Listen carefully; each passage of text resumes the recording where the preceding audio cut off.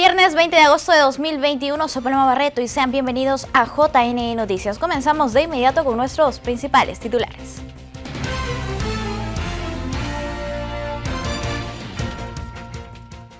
Presidente del JNE participa en sesión del Acuerdo Nacional que busca consensos por el Perú.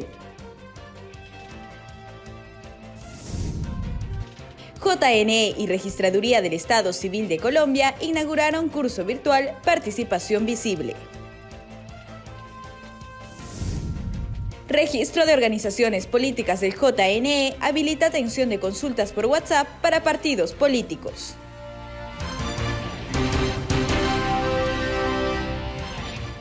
Amigos, les contamos que el presidente del Jurado Nacional de Elecciones inauguró capacitación a Registraduría Nacional y el Estado Civil de Colombia. El curso virtual permite compartir buenas prácticas en participación ciudadana. Veamos. El presidente del Jurado Nacional de Elecciones inauguró el curso virtual Participación Visible que imparte esta institución junto a la Registraduría Nacional del Estado Civil de la República de Colombia, a fin de compartir las buenas prácticas entre ambos organismos electorales en materia de participación ciudadana en política y fortalecer las capacidades y habilidades de este público. Se busca con este curso fortalecer los conocimientos, herramientas y habilidades que aporten al desarrollo personal y social y al mismo tiempo cultural de los ciudadanos que son parte de los grupos minoritarios. Con ello, se permitirá que se autorreconozcan como sujetos de derecho con posibilidades de incidir en las decisiones y las dinámicas que conciernen al desarrollo del futuro de sus comunidades y de esa manera se apropien de los escenarios de participación como corresponde, en condiciones de igualdad. Adicionalmente, en este curso virtual se busca compartir las buenas prácticas de los organismos electorales, tanto peruano como colombiano, en materia de participación ciudadana en la política. Y para ello, se van a desarrollar varios temas sobre democracia y participación política, los sistemas electorales en el Perú y Colombia y la opinión pública en la era de la información.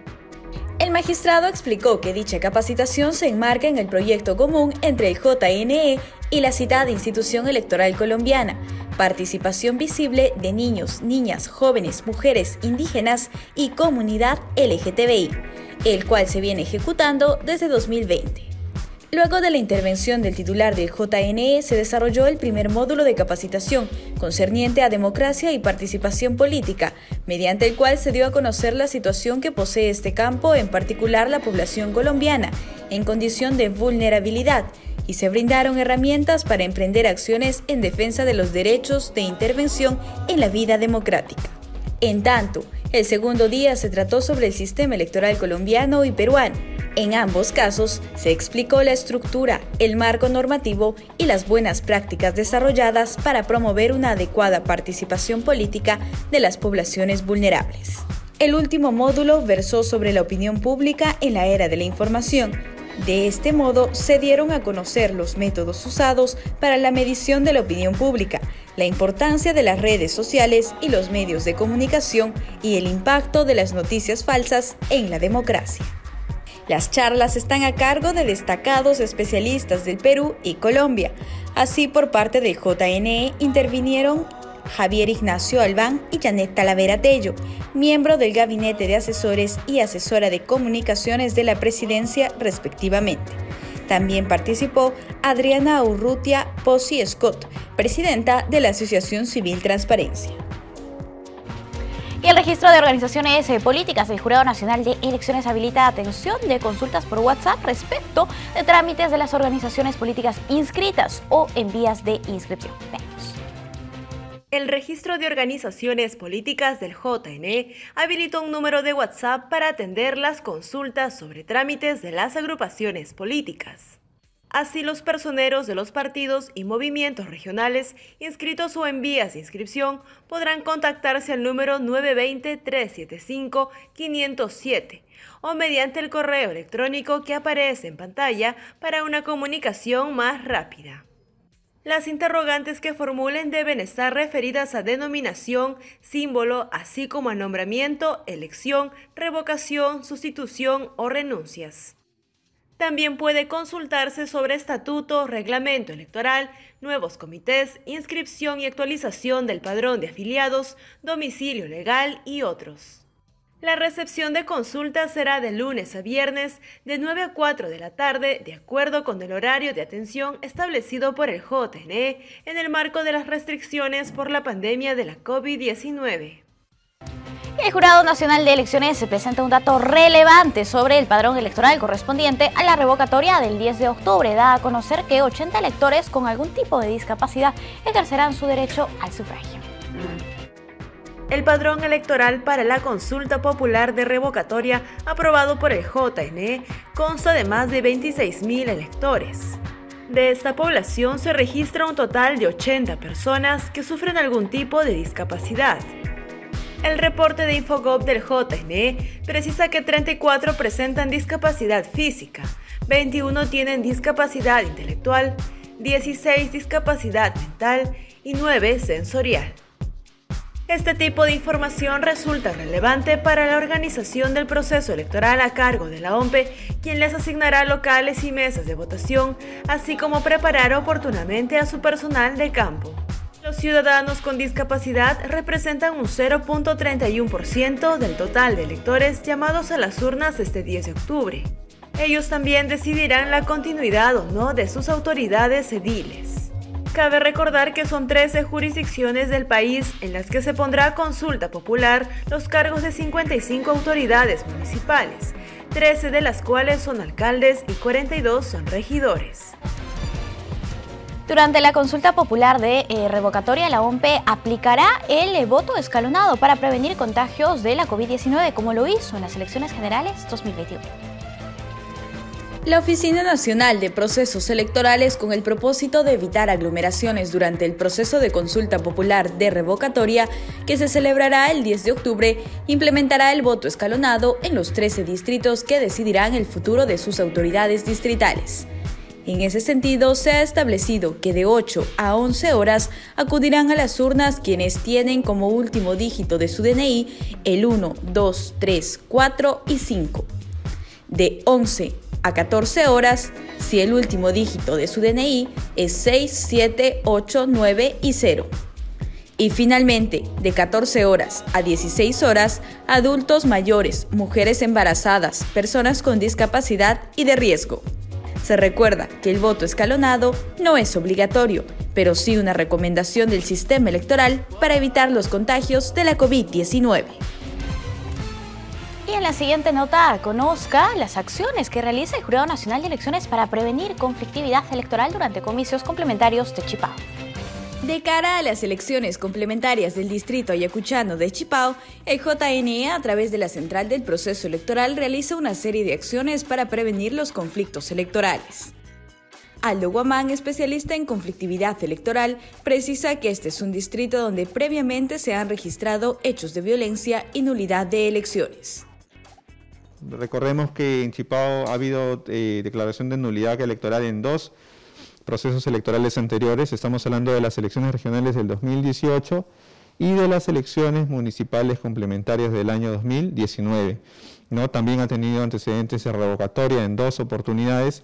Y acá podemos ver la evolución del padrón electoral, por ejemplo, ¿no? Desde el año 2018, en el año 2019 en las elecciones municipales complementarias y finalmente en las elecciones municipales complementarias del año 2021. Es importante advertir que ha habido una reducción un poco de algunos puntos porcentuales muy corta, ¿no? del padrón electoral, ¿no? Estamos hablando de que actualmente hay exactamente 1.914 electores.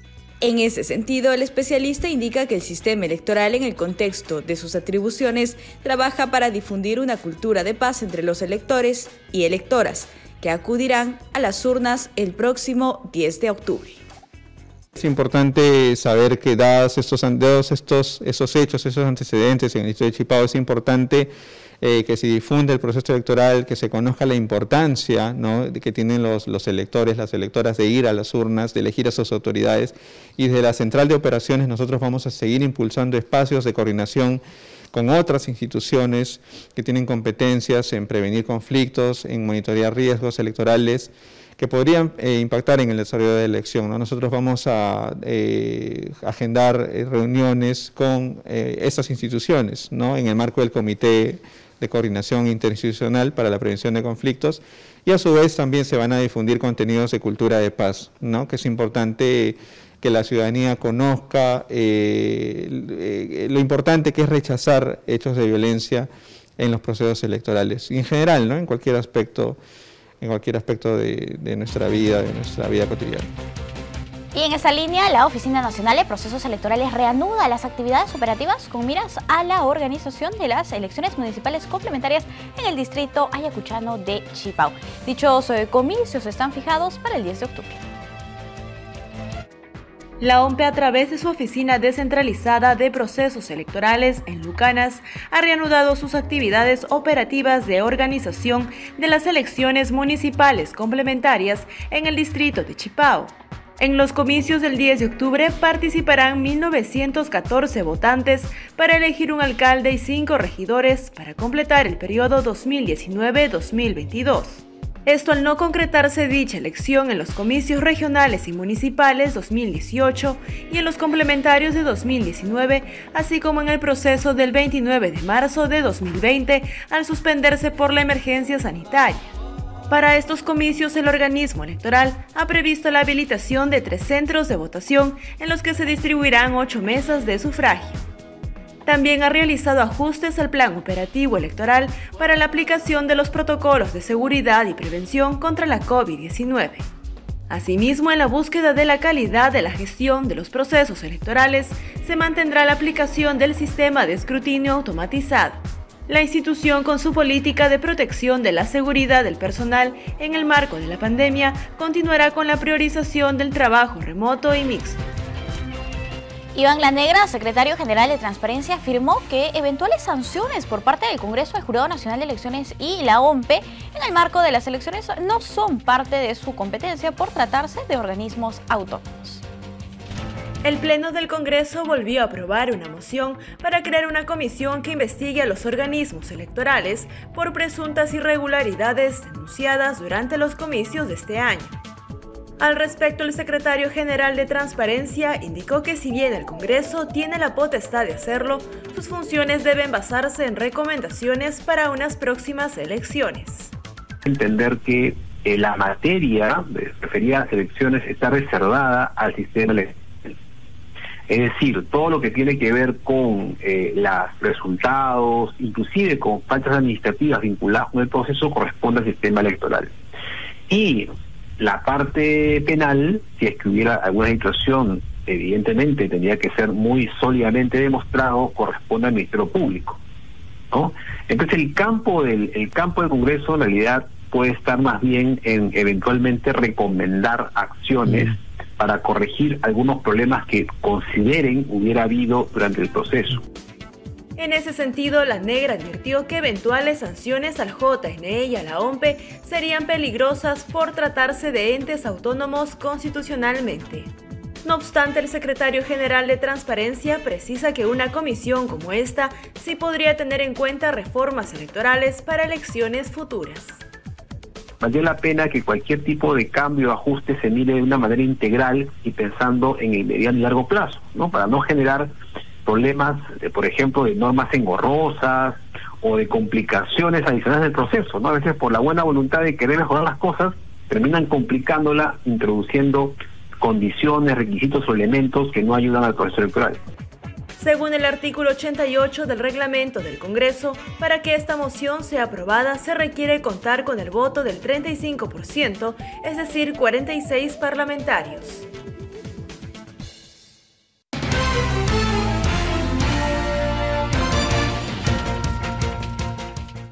Amigos, tenemos una entrevista, vamos a hablar con Henry Ayala, él es investigador de la Dirección Nacional de Educación y Formación Cívica Ciudadana de nuestra institución. ¿Cómo estás, Henry? Bienvenido, muy buenos días. ¿Qué tal? Buenos días, Paloma. Siempre un gusto estar aquí. Gracias por tu tiempo. Henry, por favor, cuéntanos cómo han realizado el último perfil, el número 12, sobre monitoreo de medios de comunicación durante la primera vuelta de las elecciones generales 2021.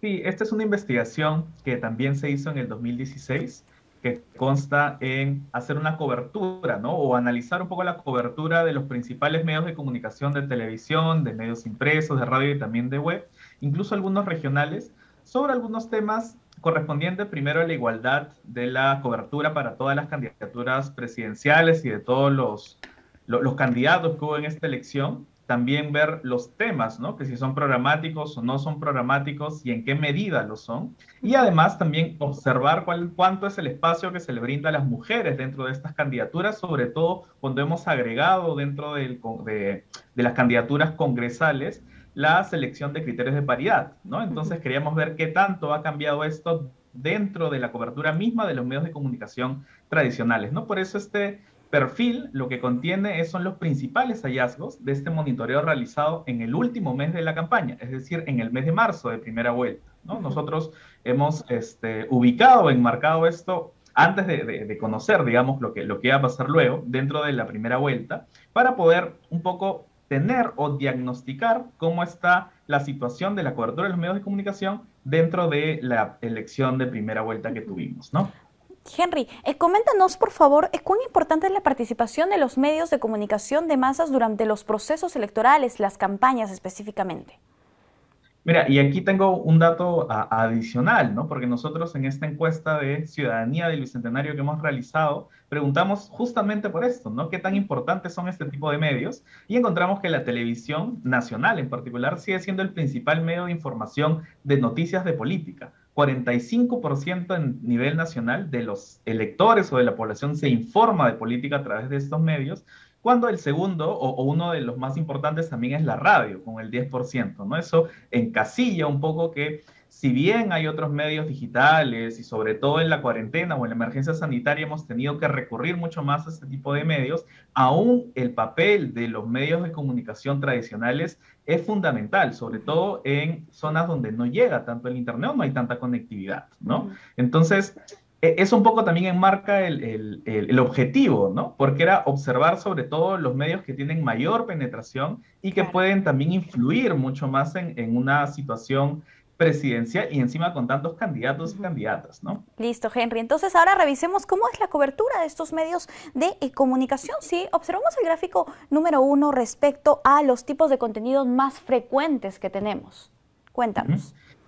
Sí, aquí habría que definir primero qué entendemos nosotros por programático y no programático, ¿no? Cuando nos referimos a programático, estamos hablando de propuestas de gobierno, ¿no? Es decir, temas que el candidato o el partido político tiene una posición, una opinión sobre una política pública en particular. Puede ser temas sobre la salud, sobre educación, temas que tienen que ver con el plan de gobierno en general, ¿no? Mientras que lo no programático nos referimos a información de coyuntura, ¿no? Actividades proselitistas, porque usualmente muchos de los medios de comunicación hacen como un seguimiento de las actividades de cada candidato o candidata, y también en temas correspondientes a la organización del proceso electoral, ¿no? Esto no significa de que lo programático sea lo único que debería haber en los medios, ¿no? Obviamente debería haber un balance entre informar a la población qué está haciendo el candidato o algunos temas de coyuntura que ocurren al momento de las elecciones. Pero lo que queríamos ver acá es que tanto los medios como gatekeepers están haciendo su rol de tratar de difundir información programática dentro de la propia campaña para que el elector o la electora tome decisiones basadas en propuestas, basadas en información y basadas en planes de gobierno, ¿no? Y como vemos en el gráfico, no ha sido tanto así, ¿no? El 18% de las unidades informativas que nosotros hemos revisado, 1 de cada 5 ha contenido información programática, mientras que la gran mayoría ha sido información no programática, coyuntural y correspondiente a la campaña, ¿no? Entonces, ahí, por ejemplo, tenemos un tema a revisar, ¿no? Porque dentro de los principales temas que también observamos en el perfil electoral tiene lógica, ¿no? De que sea el tema de salud, con un 19%, el tema de la educación y el tema de la economía, ¿no? Así podemos observar un poco cuáles son los principales puntos que se han tocado en la candidatura, ¿no? En la campaña presidencial, pero a la vez damos la voz de alerta, ¿no? De que no han sido los que más se han mostrado al público, a los televidentes, dentro de estos medios tradicionales. Perfecto, Henry. Ahora revisemos cuáles son las candidaturas que obtienen mayor cobertura. Recordemos que en las elecciones generales tuvimos elecciones presidenciales, congresales y también del Parlamento andino. Y una de las deficiencias o dificultades de tener tantos tipos de elección dentro de uno solo es de que se le va a dar mayor peso a una en particular, en este caso la más importante, que es la de la presidencia. Dado que tenemos un contexto de campaña bastante personalizado, ni siquiera en la lista presidencial, sino en los presidentes o las candidatas a la presidencia, como se puede observar, ¿no? En la mayoría, en casi todos los tipos de medios que hemos observado, o 78, 80, 90% de las noticias son en base a las candidaturas a la presidencia, ¿no? Pero lo que podemos encontrar también es de que justamente la radio, ¿no? La radio a nivel nacional da mucho más espacio a las candidaturas a congresistas, ¿no? Incluso hay algunos espacios que nosotros hemos revisado que son como una suerte de entrevista o mini debates entre estas candidaturas que aportan, ¿no? Aportan porque ayudan a poder comparar un poco las ideas o quiénes son las personas que están postulando. Sin embargo, un tema que todavía nos falta trabajar a nivel nacional es de que la mayoría de las candidaturas que ¿no? Hablando a nivel congresal, ¿no? Entonces, también se necesita como informar no solamente sobre una sola circunscripción, por más de que sea la mayor de la audiencia, o la audiencia en general, sino también durante las campañas congresales de otros lugares. Porque como hemos visto, la conformación del Congreso importa mucho al momento de encontrar gobernabilidad durante ya el mandato, ¿no? Entonces, mientras más informados e informadas esté el electorado sobre quiénes están postulando y quiénes van a ganar, mejor va a ser para poder tener un mejor voto informado. Sí, Henry, y recuerdo que en el marco de la campaña nosotros decíamos que no solamente teníamos que ver al Ejecutivo, ¿no? A la figura presidencial, sino también teníamos que ver a los congresistas, a estos candidatos que finalmente iban a ser parte del Legislativo Nacional, otro poder del Estado y que cumplen una tarea importantísima en nuestro país. Sigamos en el tema de las candidaturas congresales. Recordemos que para estas elecciones tuvimos la paridad y la alternancia. Eso quería decir que las listas de candidatos de las organizaciones políticas debían estar conformadas en un 50% por mujeres y en un 50% por varones. Respecto a la cobertura en los medios de comunicación, ¿cómo se dio?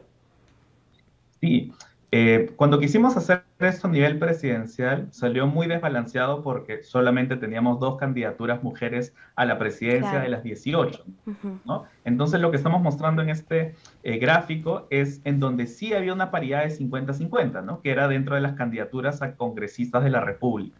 Y como podemos ver aquí, si bien hay 50%, hay un mayor peso al momento de hacer la cobertura en medios web, medios impresos, medios de televisión, a las candidaturas de hombres, ¿no? Hay un 64% de las unidades informativas que se basaron en candidaturas masculinas, mientras que un 36% fue para mujeres. Ha mejorado, es cierto, porque hay más mujeres en las cuales referirse o las cuales entrevistar. Es cierto de que de las principales candidaturas que han mostrado en estos espacios, 9 candidaturas han sido, pero un factor importante aquí es de que de ese 64%, casi un cuarto de él viene de la cobertura que se le hizo al expresidente Martín Vizcarra, ¿no? Porque era una situación anómala en la cual un expresidente postulaba al Congreso de la República, por lo cual eso también cambia un poco la forma en la cómo los medimos a los congresistas, ¿no? Pero sí es cierto que un aspecto a mejorar y un aspecto que también ayuda para poder diagnosticar y visibilizar ese tipo de cosas es de que a pesar de que hay una paridad al momento de candidatear, todavía hay dificultades para las candidaturas para acceder a entrevistas o a espacios que puedan difundir mucho más sus ideas y sus propias candidaturas. Perfecto, es un tema en el que se tiene que trabajar en todo caso. Respecto a la cobertura en estas elecciones generales 2021 y los estereotipos de género, ¿se han evidenciado? Esto es fundamental porque una de las razones por las cuales comenzamos a hacer estos monitoreos dentro del 2016 era para evidenciar estereotipos de género, formas en las cuales también habían estas dificultades para que las mujeres puedan mostrar sus ideas y mostrar sus planteamientos, ¿no? Entonces, tuvimos una metodología no solamente para identificar estereotipos de género, sino también con una organización que es el Observatorio del Color, también ideamos o nos ayudaron a idear una metodología para poder ver si es que habían estereotipos étnicos, estereotipos culturales, ¿no? Lo que encontramos es de que a nivel de estos medios, que son los que tienen más cobertura, más llegada, habían casos, pero no eran muy significativos, ¿no? Teníamos 6 casos de unidades con estereotipos de género y 3 casos con estereotipos étnico-culturales, ¿no? La idea con esto es visibilizar, pero sin embargo es importante dar a conocer también de que dentro de los medios de comunicación este tipo de estereotipos se repiten mucho más a nivel regional, a nivel subnacional y también dentro de las redes sociales, ¿no? De repente no son los grandes medios de comunicación quienes están constantemente generando este tipo de estereotipos, pero sí existen y sí están en otras partes de la oferta informativa que tenemos en una elección, ¿no? Entonces, este punto no hay que quedarnos solamente con que, bueno, son pocos casos de los que ocurren, ¿no? Sino que son casos emblemáticos que hay que seguir combatiendo para poder tener una elección basada en la igualdad de condiciones, sin generar estereotipos negativos en ninguna candidatura en particular, por temas de género, por temas étnico-culturales, ni por otros temas de discriminación hacia las personas. Así es, importante estar más conscientes de este tipo de situaciones y es algo en lo que los medios de comunicación deben trabajar. Henry, muchísimas gracias por la valiosa información y esta investigación se puede encontrar como las otras que realizan ustedes a través de la página web de Voto Informado. Sí, efectivamente, la página web de Voto Informado y también en las redes sociales de Voto y también del Jurado Nacional de Elecciones pueden acceder a este perfil electoral número 12 de monitoreo de medios de comunicación.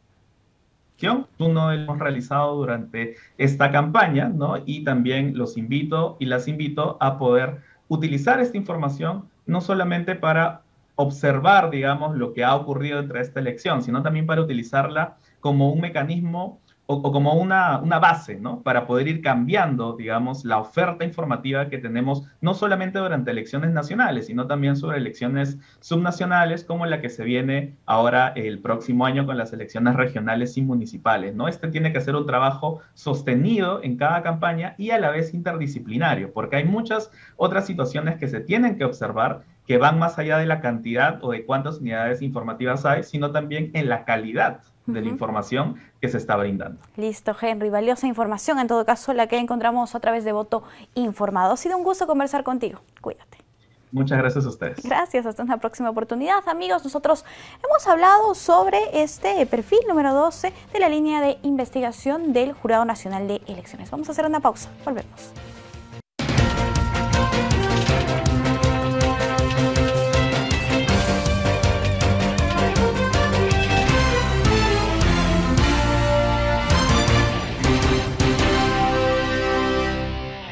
Amigos, estamos de vuelta para contarles que el Acuerdo Nacional presentó esta mañana al presidente Pedro Castillo los llamados consensos por el Perú, considerados como lineamientos prioritarios para el corto y mediano plazo en los temas de salud, educación, lucha contra la pobreza, crecimiento económico sostenible con empleo digno, reforma política y del sistema de justicia. Según informó el Acuerdo Nacional, estos lineamientos constituyen desarrollos de las políticas de Estado y de la visión del Perú al 2050 y apuntan hacia la consecución de los objetivos del desarrollo sostenible que el Perú se ha comprometido a adoptar.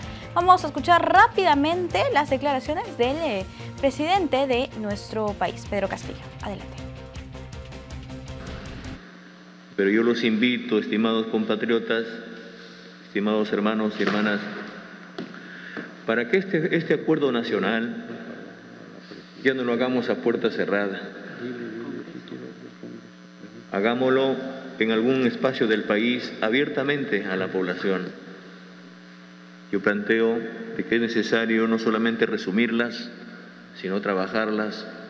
¿Por qué no una próxima reunión donde se haga? Yo los invito no solamente que se haga declarativa, sino que también tengamos un espacio más real. Por ejemplo, una en cada macro, un espacio en cada macro del país. Una reunión del Acuerdo Nacional, la próxima sesión en la macro sur, en la macro norte, en la macro oriente, en Lima mismo. Para estar, que este es un acuerdo para recoger el acuerdo verdaderamente de las propias raíces del Perú profundo.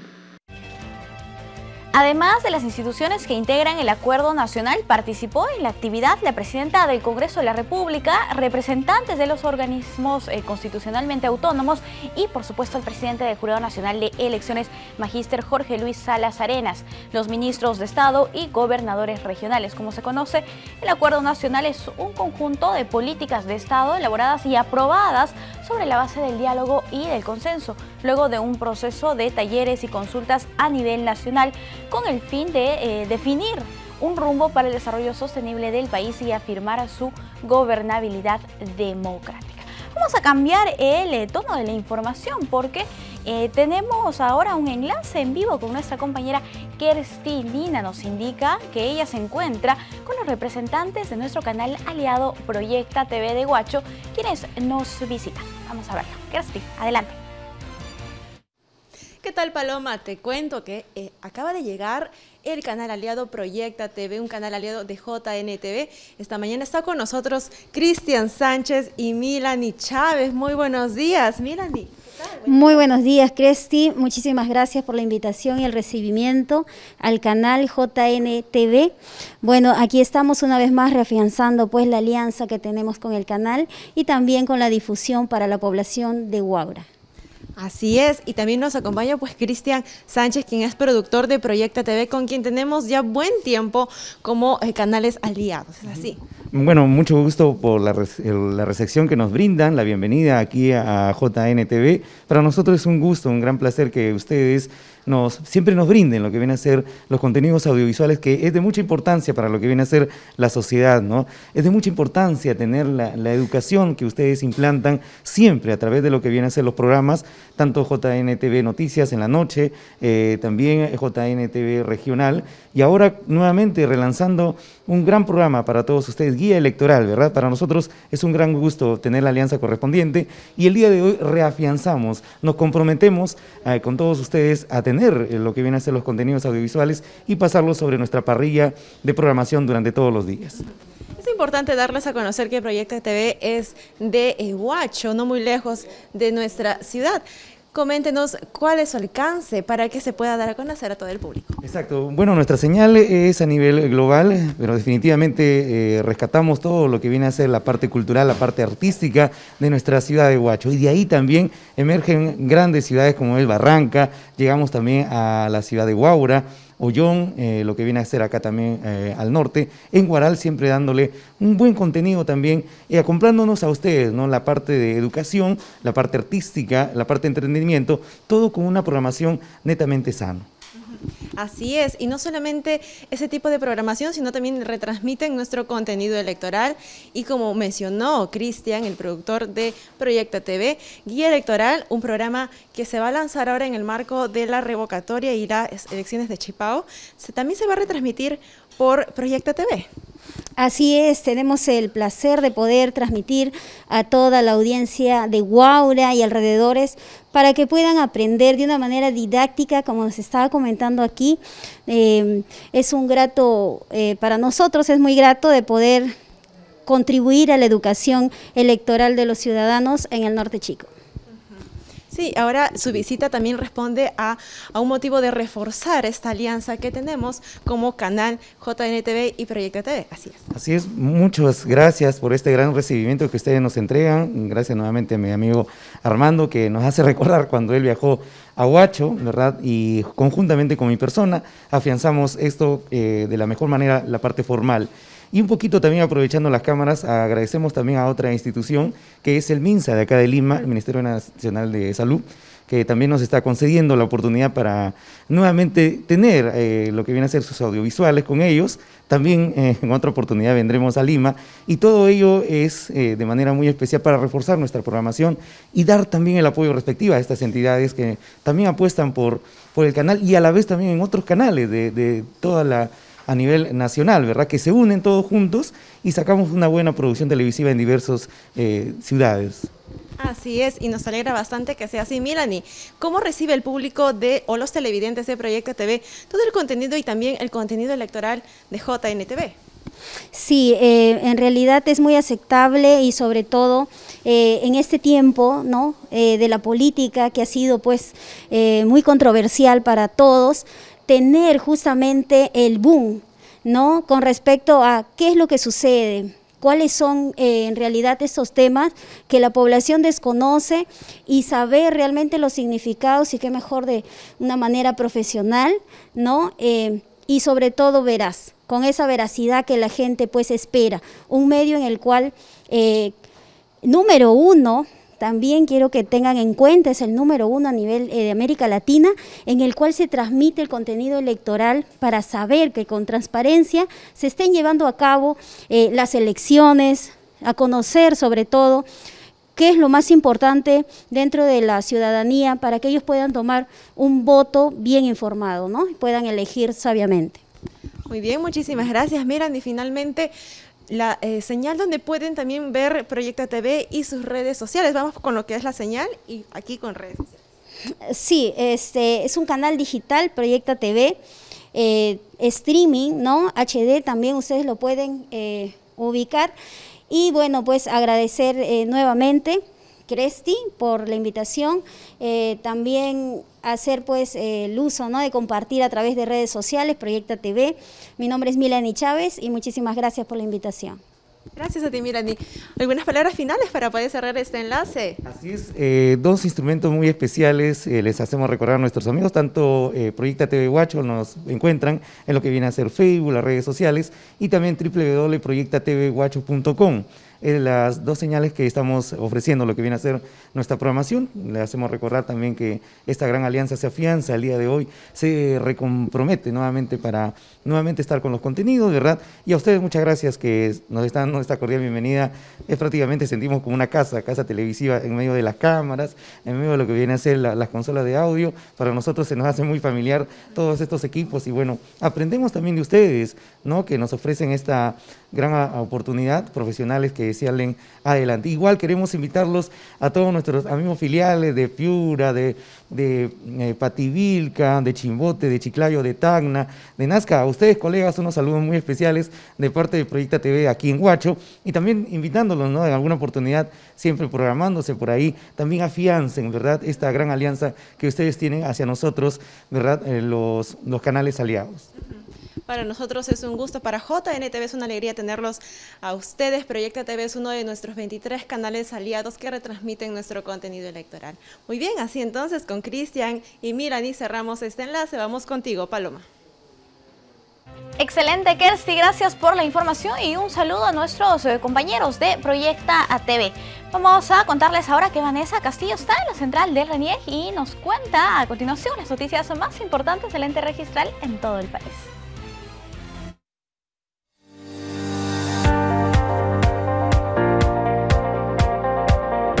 Hola amigos, bienvenidos a la central informativa del RENIEC. Estos son nuestros titulares. RENIEC participó en Encuentro Internacional contra la Desinformación. Inauguramos la Agencia del Voluntariado RENIEC en el distrito de Balsapuerto de Loreto. Registradores atendieron a más de 150 personas de las zonas altoandinas de Cusco. RENIEC participó en el encuentro El impacto de la pandemia y las noticias falsas en los procesos electorales, organizado por el Consejo Nacional Electoral de Ecuador, y que tuvo como objetivo el intercambio de experiencias para combatir la desinformación. Este encuentro permitirá el intercambio de experiencias para generar un protocolo para el abordaje y tratamiento de las fake news, más aún en un contexto de pandemia global. La institución compartió estrategias empleadas en las elecciones generales, como la ampliación del DNI caduco, su renovación por el app biofacial, las campañas itinerantes de entrega de DNI y la agencia digital. Ello permitió que RENIEC se posicionara como una entidad confiable, con el 65% de aprobación. En cuanto a las fake news y los psicosociales, recurrió a voceros de RENIEC, a programas como RENIEC Te Escucha y a la interacción con los ciudadanos, que permitió atender el 500.000 de consultas. Próximamente, ante los comicios regionales y municipales, se dio a conocer que se presentará la campaña El Padrón lo hacemos todos. La primera que estamos lanzando ya la siguiente semana, porque ya se nos vienen las elecciones regionales y municipales que son mucho más amplias, una campaña que se denomina El Padrón lo hacemos todos, porque consideramos que es una responsabilidad de todas las personas. Se inauguró la Agencia del Voluntariado RENIEC en el distrito de Balsapuerto, en Loreto. Esta iniciativa fue implementada con el apoyo del municipio local para acercar los servicios de la institución a estos pobladores. Ellos hoy se sienten motivados y muy contentos de que ya no va a estar viajando a la ciudad de Yurimaguas o otras ciudades para que hagan sus trámites. Hoy, aquí en su casa, tienen toda la tecnología de punta, donde ellos van a sacar, van a realizar todos los trámites. Esta nueva agencia permitirá llegar a más de 18.000 ciudadanos de 120 comunidades amazónicas. Ellos agradecieron a RENIEC por descentralizar su atención y estar más cerca de la población.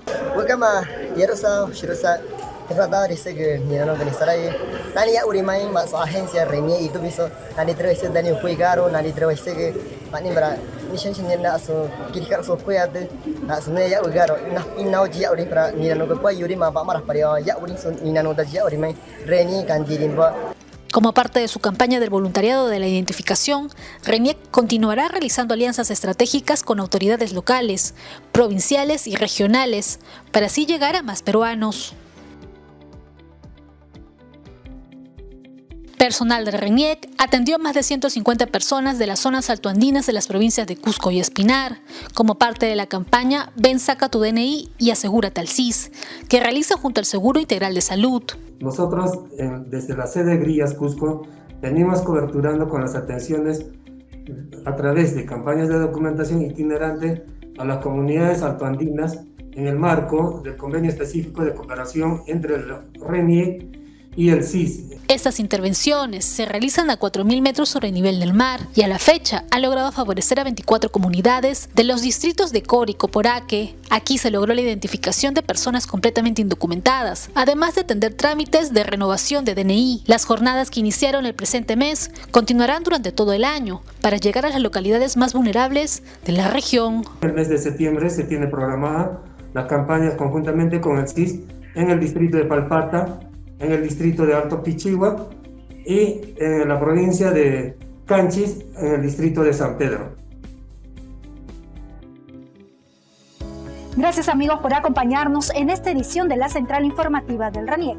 Recuerde que para mayor información puede ingresar a nuestra página web o visitar nuestras redes sociales. Hasta pronto. Veamos a continuación las 5 noticias oficiales más importantes del día gracias a la Agencia de Noticias Andina.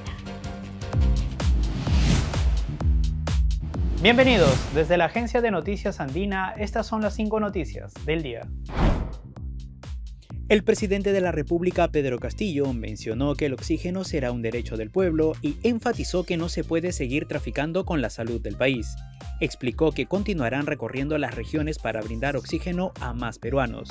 Esta mañana inauguró la central de oxígeno Respira Loaiza del Hospital Nacional Arzobispo Loaiza. El jefe del gabinete ministerial, Guido Bellido, se reunió con autoridades de Puno, Cusco y Huánuco a fin de escuchar sus principales demandas. Estas acciones forman parte de una política de puertas abiertas para escuchar a los diferentes sectores del país y lograr consensos y soluciones a través del diálogo. El gobierno declaró en emergencia el sistema educativo peruano durante el segundo semestre del 2021 y el primer semestre del 2022, debido a los efectos negativos producidos en el sector como consecuencia de la COVID-19. El objetivo de la declaratoria de emergencia es consolidar y lograr los aprendizajes de los estudiantes de la educación básica, superior y tecnoproductiva, potenciando la innovación y respuestas educativas en atención a la diversidad de los territorios del Perú, así como cerrar las brechas de inequidad. En septiembre se pondrá en marcha la campaña nacional de apoyo a la agricultura familiar con el uso del guano de las islas, más fertilizantes alternativos y promoción de la agricultura orgánica. La iniciativa de Agro Rural busca promover el uso masivo de fertilizantes alternativos mejorados con guano de las islas en 12 regiones del país para cultivos en zonas altoandinas, principalmente para la producción de papa. El próximo examen de admisión de la Universidad Nacional Mayor de San Marcos podría ser presencial. Según reveló el ministro de Salud, Hernando Ceballos, un equipo técnico del MINSA evalúa la posibilidad si se dan las condiciones de bioseguridad para que los 27.000 estudiantes que en promedio postulan a la Decana de América realicen su examen de admisión de manera presencial. Para mayor información, no se olviden de visitar andina.p.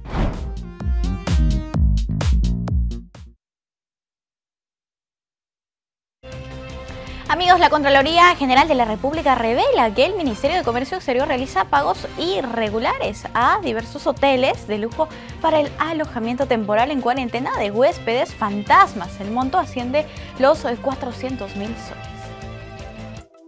La Contraloría detectó un perjuicio económico de 402.000 soles en contra del Estado. Revelan que el Ministerio de Comercio Exterior pagó a 28 hoteles de lujo por alojamiento y alimentación diaria a 153 peruanos y 2 extranjeros que nunca ingresaron al país durante la época más dura de la pandemia en el 2020. Como es de recordar, muchos compatriotas regresaron del extranjero con ayuda del Estado y antes de ir a sus casas eran obligados a permanecer en cuarentena en distintos hoteles de la capital para evitar la propagación del coronavirus. La investigación refiere que no existe registro de los 153 ciudadanos repatriados al país. Además, los datos de los huéspedes consignados por las empresas no presentan nombres y apellidos completos, o los documentos de identidad tienen números faltantes o sobrantes.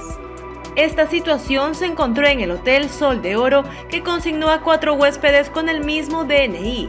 En el Westin, 12 personas fueron registradas con nombres y DNI incompletos, mientras que en el Hotel Britannia, 13 personas aparecen con nombres incompletos.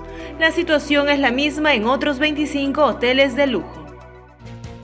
Pacientes de COVID-19 y sus familiares podrán tener una comunicación más eficaz. En Trujillo, el Hospital Regional recibió una donación para garantizar el soporte emocional que la familia le da a los pacientes por este mal.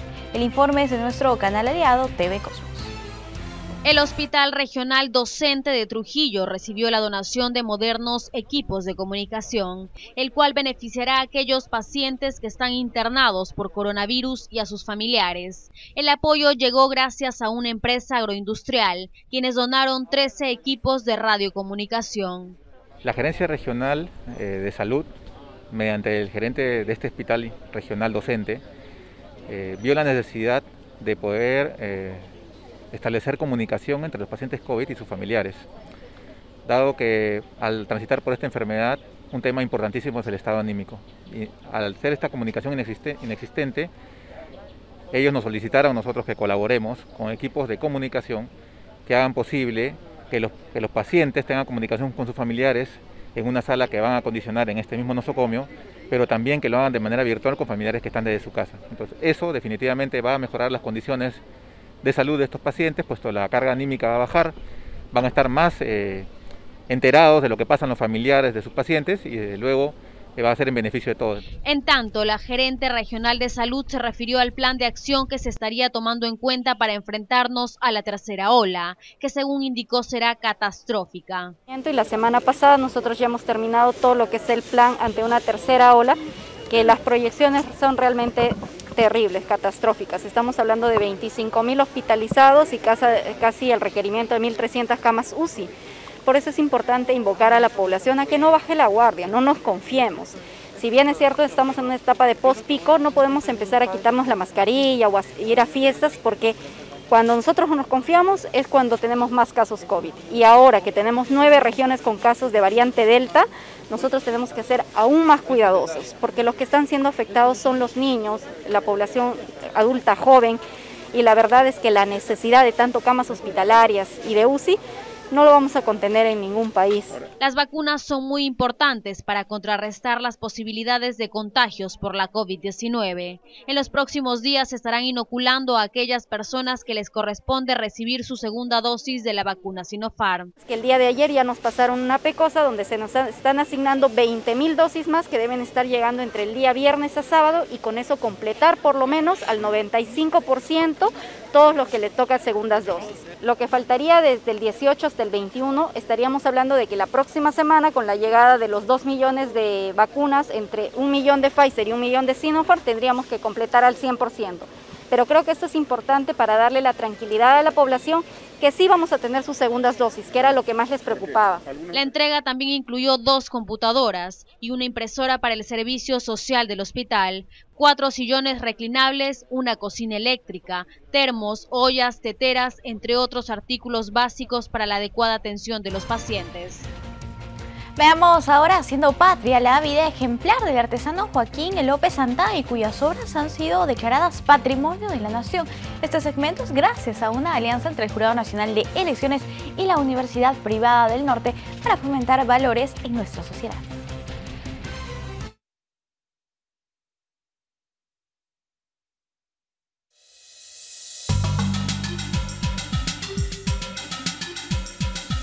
El Perú es un país multicultural, lleno de historia y tradiciones, de momentos buenos y malos, de lecciones aprendidas y otras aún por aprender. Con miras al Bicentenario, esto es Haciendo Patria, un espacio de formación de valores y de reflexión. Espacio producido por Voces en Línea y Radio UPN en colaboración con el Jurado Nacional de Elecciones. En su cima los Andes sostengan la bandera o pendón bicolor. Frase de la 7ª estrofa de nuestro glorioso himno nacional. Así es, Leila, cada vez que escuchamos nuestro himno nos sentimos orgullosos de haber nacido en esta hermosa tierra llena de sol, nuestro Perú. Bienvenidos a Haciendo Patria, un espacio producido por Voces en Línea y Radio UPN en colaboración con el Jurado Nacional de Elecciones. Disfruten de nuestra historia y esencia bicolor. Fue el primer artesano ayacuchano reconocido como artista por el gobierno peruano, siendo declarada su obra como Patrimonio Cultural de la Nación en el año 2016. ¿Sabes de quién estamos hablando? Así es, Alejandro. Estamos hablando del gran Joaquín López Santay, nacido el 24 de agosto de 1897, cuando el invierno arreciaba en su natal Ayacucho. Heredó el talento de su padre para fabricar cajones de San Marcos, pero fue su abuela Manuela quien a sus 12 años le enseñó y ayudó a esculpir los retablos ayacuchanos. Su pasión y creatividad le valieron un puesto en la historia del arte y la cultura peruana, lo cual se reconoció muchos años después de su fallecimiento, un 28 de mayo de 1981. Tuvieron que pasar 35 años de su partida para que en el 2016 el Ministerio de Cultura declare su obra como Patrimonio Cultural de la Nación y en el año 2019 haga lo mismo con los retablos ayacuchanos. Joaquín López Santay, un artesano que gracias a su creatividad, cosmovisión y vocación artística marcó un hito en la historia del arte peruano, dejando sus hermosas obras como sinónimo de nuestra rica fusión cultural, admiradas por supuesto dentro y fuera del país. Así es como el mítico artesano Joaquín López Santay daba cátedra décadas antes. Hoy, el ceramista Leonidas Orellana, que nació y creció en medio del arte huari, nos deleita con el arte de arcilla en sus manos. Soy Leonidas Orellana Castro, soy ceramista, soy de Ayacucho, Quinua, hago cerámica desde muy niño y tengo un taller en Lima, en especial en Chorrillos, muy cerca de los pantanos de Villa. Así es, Alejandro. Desde muy niño tuvo sus primeros encuentros con restos de cerámica preincas, lo cual lo inspiró en gran parte a dedicar su vida al arte y el oficio de la creación de objetos. La Universidad San Cristóbal de Omanga me invitó para una exposición a los 14 años y hice la exposición y fue realmente exitoso. Desde ese día empecé a hacer la cerámica ya de manera más interesante, más interesado para poder dedicarme en todo a lo largo de mi vida a hacer cerámica. Y esta vocación no se detendría ante nada, ni siquiera ante la pandemia. Yo vendo mi cerámica acá en Perú y también vendo a nivel internacional, especialmente para Europa y Estados Unidos, dando a conocer la técnica y la iconografía ancestral que tenemos nosotros, ¿no? Entonces, la pandemia llegó cuando yo tenía pedido más o menos como 4 meses de anticipación. O sea, ya tenía copado 4 o 5 meses y ya prácticamente vendido mi trabajo. Cuando llegó la pandemia me tenía que quedarme con todos los trabajos y reinventarme, o sea, hacer otra cosa. Y es así de que mis hijos me ayudan para poder vender o más que todo empezar a hacer clases virtuales. Y así Leonidas Orellana se dedica no solo a crear, sino también a enseñar la belleza del arte peruano. ¿Y qué significa Haciendo Patria para Leonidas? Es fuerza, dar todo renovación también. La patria es un conjunto un conjunto de razas, de todas las sangres, como decía Arguedas, que tenemos que plantear y remar al mismo sentido. Perú hace muchas cosas muy lindas, somos gente importante, somos capaces de hacer cosas muy importantes y tenemos que creer en eso y hacer más grande nuestra patria. Leonidas Orellana y Joaquín López Santay, dos héroes peruanos que desde su trabajo, su lugar y su tiempo lograron enriquecer el patrimonio peruano. Dos héroes que con su arte y su pasión se dedicaron a hacer patria. Esta ha sido la 18ª edición de Haciendo Patria, programa de Voces en Línea y Radio UPN en un trabajo conjunto con el Jurado Nacional de Elecciones. Nos encontraremos en un próximo episodio. Amigos, llegamos al final del programa y de la semana también. Muchas gracias por acompañarnos en JN Noticias. Los dejamos con imágenes ahora de nuestro bello Perú.